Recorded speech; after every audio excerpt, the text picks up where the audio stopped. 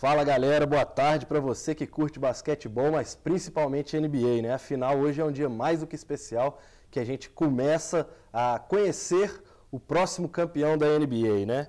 Por isso, eu, Felipe Drummond, estou aqui recebendo o Josias, companheiro e colega de redação aqui no Jornal O Tempo, para falar um pouquinho dessa final. Boa tarde, Josias. Muito boa tarde, Felipe. Boa tarde a todos os nossos internautas, né? Esse termo antigo, mas que até hoje a gente usa, né? Para referir-se às pessoas que estão nos acompanhando pelas redes sociais. É um dia muito especial, realmente, né? Temos mais uma grande final pela frente e esperamos aí grandes jogos. Não sei se vai chegar ao jogo 7, mas de qualquer forma a gente espera que tenhamos aí grandes partidas para abrilhantar e para encerrar com chave de ouro essa grande temporada da NBA. Exatamente. Para dar só um briefingzinho para quem está acompanhando, o jogo 1, né, acontece hoje à noite às 22 horas em Toronto, só que a gente vai falar um pouquinho de como foram os times ao longo da competição, né? Aí vocês podem ver que está na tela aí, ó, jogo 1 hoje às 22 horas em Toronto, jogo 2 no próximo domingo às 21 horas também em Toronto, como o Raptors fizeram a melhor campanha na temporada regular, né?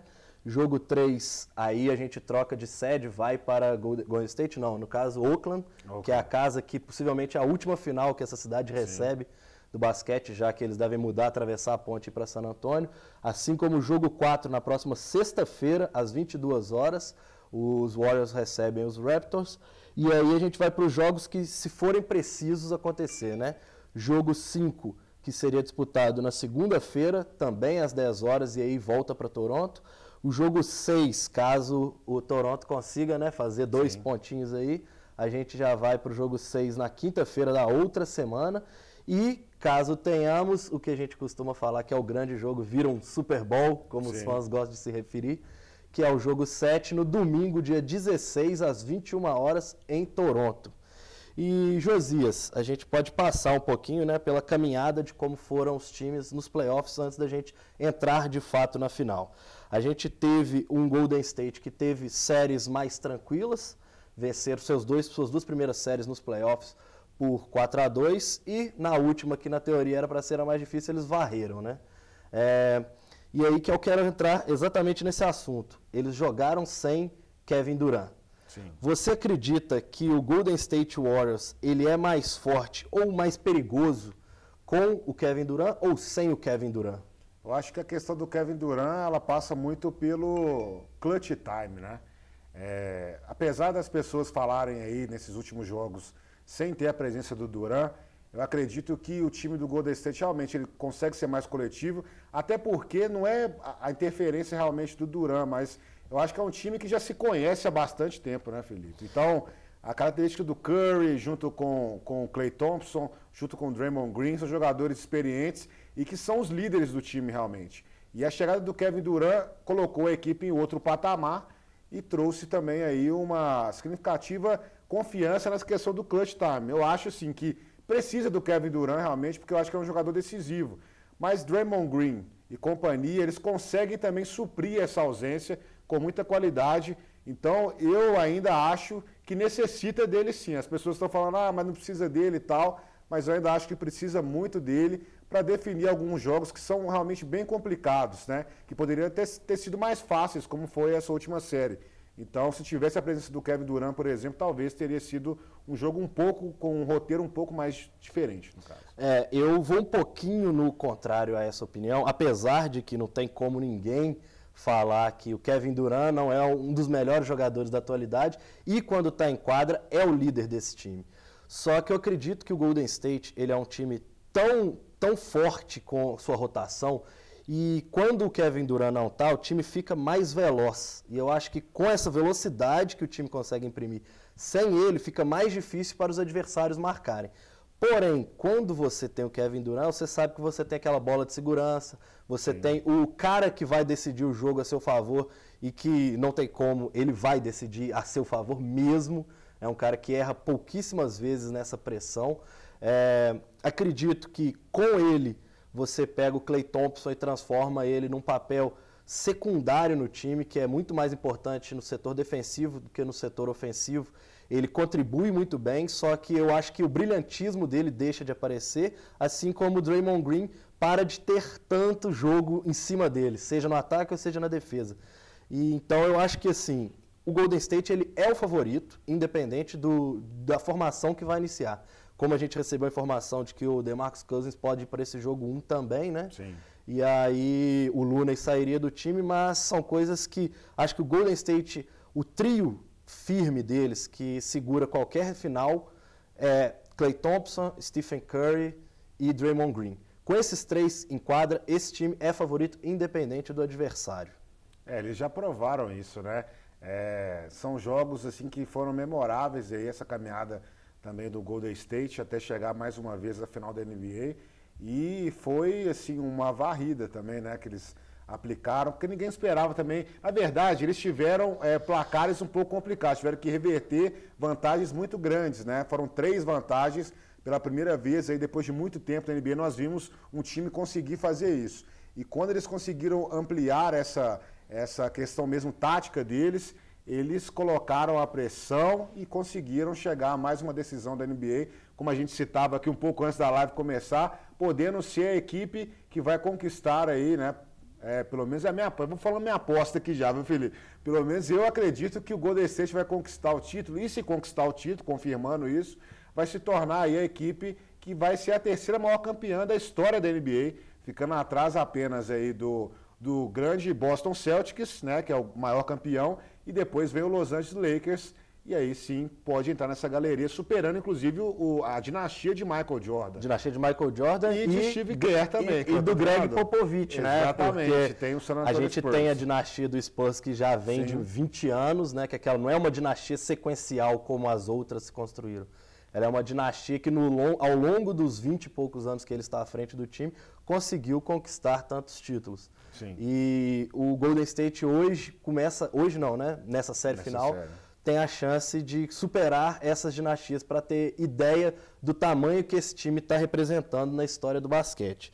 Josias, agora a gente tem que falar também um pouquinho do adversário, né? Claro, Não dá para se desfazer do Toronto Raptors, ainda mais com a estrela de Kawhi, que a gente vai discutir uma coisa que para muitos ainda tem medo de falar isso.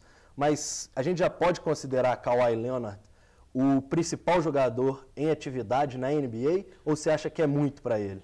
Eu acho que ainda é um pouco cedo, né, para falar isso. É um grande jogador, ele cresceu assim de uma forma exponencial nesses últimos anos e cresceu também. Eu acho que o momento chave da carreira dele foi essa mudança para Toronto. Era uma franquia que precisava realmente de uma estrela.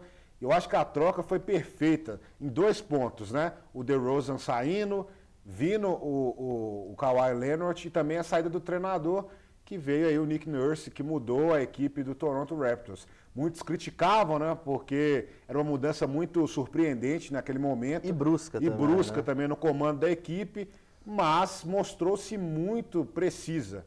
E na hora que a gente viu a subida de crescimento aí do Kawhi, ele chamou mesmo, se tornou franchise player, né? E isso mudou o patamar do Toronto e ele mostrou isso nos playoffs. É um jogador que teve a sua base completa aí com o Greg Popovich. Eu acho que isso para ele é excepcional, porque é um jogador que não é um cara que aparece na mídia, é um jogador muito na dele. Inclusive o pessoal brinca que ele nem ri, né? Porque a risada dele é bem tímida, assim. Mas é um jogador extremamente eficiente dos 2 lados da quadra, ele defende bem, ele ataca bem, tem uma visão de jogo assim muito perfeita, aquela coisa de QI do basquete, como diz o Agra, né? O QI dele é elevadíssimo de basquete e é um cara bastante agressivo que chama o jogo para si. Então, para mim, hoje ele é um dos melhores jogadores da NBA, com certeza. Coloco ali, talvez, abaixo ali só do LeBron, porque o LeBron também passou uma temporada muito ruim, né, com o Lakers e tal. Sozinho, né, jogando sozinho. Muito complicado para ele, mas eu vejo hoje Kawhi, até se for campeão, por exemplo, Toronto, talvez, obviamente ele deve pegar o título aí de o MVP da temporada, dos playoffs, quer dizer. Dos playoffs, da final, né? Exatamente. Então, para mim, eu acho que ele é um jogador que vem sendo uma crescente muito grande e é um cara que sempre mostrou, assim, foco, objetivo. Então, para mim, ele é um dos melhores. E eu vejo ele num patamar aí de LeBron, de James Harden, também de Kevin Durant, de Stephen Curry, né? Então é um cara que está num nível muito acima, Felipe. Eu sou um pouquinho...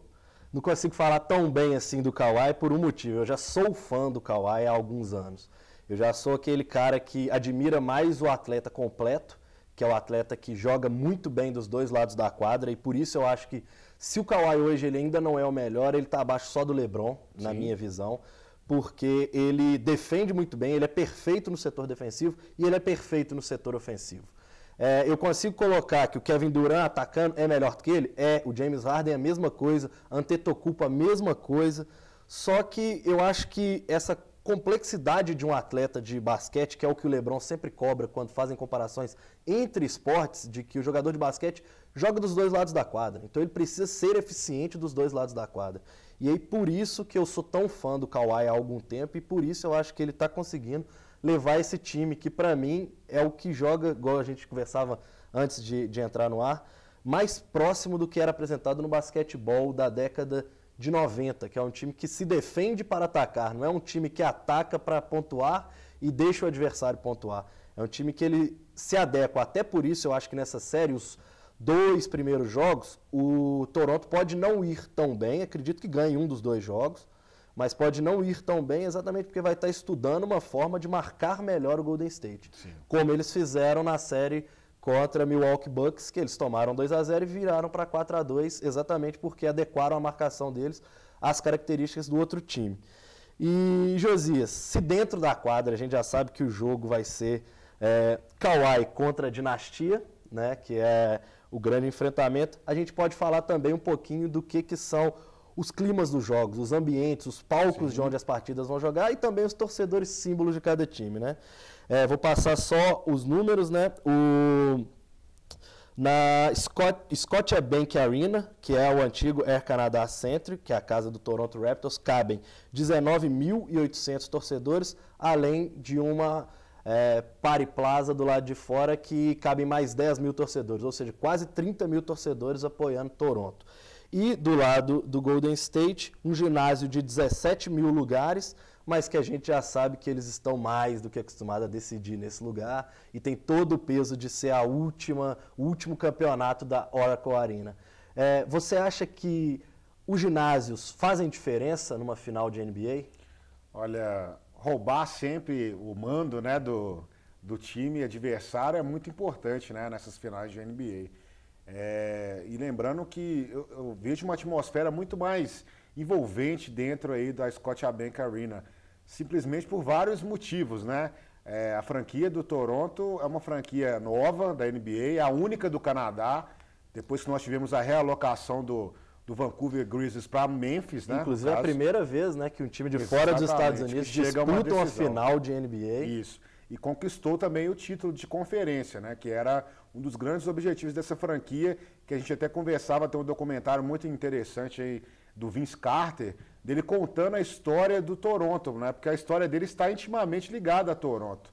E o Vince Carter, ele mudou também o patamar dessa cidade, atraindo muitas pessoas. A franquia, na verdade, Toronto Raptors, ela influenciou muito a vida de Toronto, né? Porque era uma cidade que baseava-se muito no hockey, tem o Maple Leafs, que é o grande time da cidade no hockey, né, da NHL, e tem, inclusive, uma hold, na verdade, né? Eles dominam o time de basquete, o time de hockey e o time de futebol da cidade, que é o Toronto FC. Então, acho que o ambiente criado lá dentro e lá fora, com o Jurassic Park, esse Party Plaza aí que você falou, é uma coisa muito envolvente, porque a cidade, ela respira o Toronto Raptors, né? E é uma equipe, como a gente disse, que ela começou em 95, é uma equipe que sofreu muito na NBA no início, porque todo mundo zombava do Toronto Raptors. Você vai jogar em outro país, já começa com esse problema, né, de atrair jogador. Isso. Zombava o Toronto Raptors pelo nome, o pessoal falava que era um time do Barney, Raptors e tal, tinha essa alusão aí meio pejorativa, mas o time conseguiu ao longo dos anos se estabelecer na liga, teve grandes nomes como o próprio Vince Carter e agora chega no ápice, realmente, como uma final de NBA. É um adversário complicadíssimo pela frente, o Golden State, mas o que o Toronto já fez como história e como estabelecer-se na NBA é fantástico. Eu acho que a NBA também, o corpo administrativo da NBA está muito feliz de ver o Toronto numa decisão, porque é um mercado que agora vai passar por uma grande ascensão, uma ascensão ainda maior dentro do Canadá com a NBA. E aí a outra parte dessa decisão, que aí eu vou colocar junto, tem o lado da viagem, né? Porque exatamente por ser um time do Canadá, você vai forçar Golden State a ter que viajar para o Canadá. Em contrapartida, apesar da viagem ser a mesma que Toronto terá que fazer para Oakland, tem o lado de que, como o time é canadense, ele já está acostumado a viajar a temporada inteira para dentro dos Estados Unidos. Então, eles meio que não sentem tanto essa questão das viagens. Isso pode ser um diferencial a favor do Toronto também. O lado que eu acho, essa Plaza Party e essa fama que a torcida de Toronto está criando em volta dela, também assusta um pouco, porque o ônibus chega pelo lado de fora do ginásio. Eles vão ter que ver essa ação da torcida, essa vibração da torcida toda. E aí é aquele negócio, puxa pro jeitinho brasileiro. O torcedor brasileiro ele gosta dessa coisa de ter a torcida envolvida com o time diretamente, e em Toronto a gente sabe que isso tem, e não tanto em Oakland com o Golden State. E aí o outro lado são os torcedores símbolos, né? A gente sabe que os dois times hoje carregam consigo nos seus jogos, principalmente com o mando de quadra. No caso de Toronto tem o cantor, né, o rapper, o Drake, que provoca os adversários, inclusive nas casas de aposta estão com uma abertura para se ele vai sair na mão com algum jogador de Golden State, você vai ter algum problema físico contra eles. E do lado de Golden State, ou do lado do Golden State, tem o Spike Lee, né, que é o diretor de cinema, que foi, inclusive, ganhou um Oscar esse ano. Você acha que do lado de fora da quadra, quem está melhor representado por ser o torcedor símbolo? Olha, é complexo, né? Porque a gente lembra do Lee mais pelo Knicks, né? Ele tá mais pelo... Ele mudou, né? Pelo hype, né? Pelo incentivo do momento. Mas o Drake, pelo menos, ele é fiel, né? A gente sempre viu o Drake lá em Toronto, torcendo para a equipe. E o problema é que o Drake agora tá confiante, porque ele vai tirar a fama de pé frio dele, né? Porque toda vez que ele veste uma camisa de algum time nos Estados Unidos, o time não consegue ganhar nada. Inclusive, ele não tá usando camisa do Toronto, já é alguma coisa, né? Mas ele tá lá, então... Ele tá torcendo, e eu elogio muito o Drake, porque ele sempre tá lá, um cara que sempre esteve junto do Toronto, inclusive ele virou embaixador da equipe do Toronto Raptors, embaixador global do Toronto Raptors. Ele já brincou, já falando que ele quer comprar, quer ser o dono do Toronto Raptors algum dia. Então ele tem um histórico muito grande aí com a equipe do Raptors. Então acho que ele já sai ganhando nesse caso. Mas espero que a fama de pé frio dele passe também, porque é muito difícil aí ele continuar mantendo essa situação, viu? Porque é bem complexo mesmo. O Golden State Warriors vencer lá dentro pode ser complicado, né? Mas confiamos, né, que vai ser uma final que vai envolver muita gente aí nesses dias. Então, para a gente também encerrar, né, nossa live, eu queria passar com você os duelos individuais da série. Quem você acha que sai ganhando em cada duelo? Vamos lá, Kawhi Leonard contra Klay Thompson no início e pode vir a ser Kawhi Leonard contra Kevin Durant. Pois é, né? Difícil, hein? Kawhi Leonard contra Kevin Durant, contra Klay Thompson. Ó, contra o Klay, ele vai vencer. Contra o Durant, já acho uma parada bem complicada. Então, eu não vou ficar em cima do muro, não. Acho que o Durant vence ainda o Kawhi. Eu acho que, no caso do Durant, o Kawhi vence no ataque, perde na defesa, e o Durant vence no ataque e perde na defesa. Sim. Então, acho que empate técnico nesse caso. Exatamente. E contra o Klay Thompson, acho que a vantagem é toda do Kawhi, porque acho que ele é um jogador melhor do que o Klay Thompson, não desfazendo do Klay Thompson, que é um jogador maravilhoso. Só que acho que no duelo individual, o Kawhi sairia na frente. Lowry versus Curry. Curry, né? Vou ficar com Curry. Acho que o Lowry não é um jogador ainda totalmente confiável. Ele oscila às vezes, e o Curry, pelo menos... Tem momentos do jogo que ele liga mesmo o modo brinquedinho assassino e aí ele destrói mesmo os adversários em 1 quarto, 2 quartos. Essa é a dinâmica do Curry. Nessa eu acho que vai ser 100% de... Exatamente. Todo mundo vai votar no Stephen Curry. Próxima, Gasol versus Draymond Green. Olha, eu fico com o Draymond Green, viu? Acho que essa talvez seja a melhor, inclusive, dos confrontos diretos, né? Mais equilibrada, assim, no caso. Mas eu fico com o Draymond Green porque eu acho que todo time, em qualquer esporte coletivo, ele precisa ter um jogador que realmente fica ali infernizando, fica ali enchendo o saco de todo mundo, porque tem que ter um cara assim no time, tem que ter um cara louco no time. Então o Draymond Green, ele não é só louco, ele é um cara que é muito eficiente para o Golden State. ele é um cara que marca muito bem, que também pontua bem em determinados partidos, inclusive saindo com triplo-duplo aí nos últimos jogos do Golden State. Nos últimos 2 ou 3 jogos exatamente, ele fez o triplo-duplo. Então, para mim, o Draymond Green vence essa, apesar de eu gostar muito do Gasol, mas ele não vence o Draymond Green. Nessa eu concordo também com o Draymond Green, só faço a ressalva que se ele deixar o Gasol ficar chutando de fora, isso vai complicar a vida do Golden State, não só a dele, mas do Golden State. Mas eu acho que dentro do garrafão ele leva uma pequena vantagem, por isso também ficaria com o Draymond Green. Próxima comparação, Danny Green e Iguodala. Danny Green e Iguodala. Prefiro o Iguodala. Tá vendo que eu tô todo no Warriors aqui, né? Mas eu prefiro o Iguodala porque o Iguodala, para mim, é um jogador muito importante defensivamente. Ele já provou isso várias vezes pelo Golden State. E ele é um cara que, por exemplo, marcou muito bem o LeBron em finais de NBA. Então, para mim, o Iguodala vence essa disputa. Eu vou um pouquinho além na questão. O Danny Green tá jogando muito mal. Sim. Eu acho que talvez seja a rotação do Toronto só não é melhor do que já está se apresentando, exatamente porque o Green ele não está se apresentando como nos anos de Spurs. Ele era um cara que nos Spurs era completamente decisivo com aquela bola de 3 dele, que esse ano não está caindo, simplesmente não está caindo. Ele está chutando 8, 9 bolas e está acertando 1, 2 no máximo. O aproveitamento dele está baixíssimo. Acho que se ele conseguir acertar a mão, aí faz jus a essa comparação. Mas com ele errando tanto, eu acho que o Iguodala ele tem a sua importância, ele é um cara que não depende tanto das bolas de 3, exatamente pelo lado defensivo como ele leva no jogo. A última dos titulares, né? Pascal Siakam ou Kevin Looney, ou podendo ser o DeMarcus Cousins voltando hoje. Talvez, né? Como a imprensa norte-americana já está deduzindo que ele pode ir para o jogo 1. Pois é, complicada, né? Essa disputa final aí, né? Eu acho que o Siakam cresceu bem, né? Nesses últimos jogos. Um jogador que acabou se tornando importante. Mas a gente também não sabe como que o Cousins vai voltar, né? Um cara que sofreu uma lesão muito grave no início, depois sofreu outra. Então, eu vou ficar com o Siakam aí, viu? Impressionantemente. Eu vou destacar, aleluia, ali estamos vendo o nosso grande amigo Paulo Duarte, que é torcedor do Toronto Raptors, dando aleluia, que finalmente alguma disputa o Toronto Raptors levou. Eu fico com o Siakam, principalmente pelo fato de que, caso tirem o Looney, eu acho que você quebra a confiança de um jogador que vem muito bem. Sim. Eu acho que a disputa já é desfavorável para ele pelo fato dele ser um reserva. Ele está titular no time e caso o DeMarcus Cousins volte, eu acho que a disputa, se o Cousins estiver bem, nem existe. Acho que o Cousins é superior, ele é um All-Star já comprovado. Porém, se ele volta mal fisicamente, que corre esse risco, sim, eu acho que o Siakam já está voando e ele vai continuar voando. E entre ele e o Looney eu também fico com o Siakam. E a questão para a gente terminar do banco de reservas. Você acha que quem tem mais impacto quem pode ter mais impacto nesses jogos das finais da NBA? O banco do Toronto com o VanVleet e o Ibaka, ou o banco do Golden State com o Bogut, pode ser com o Iguodala e com o Shaun Livingston?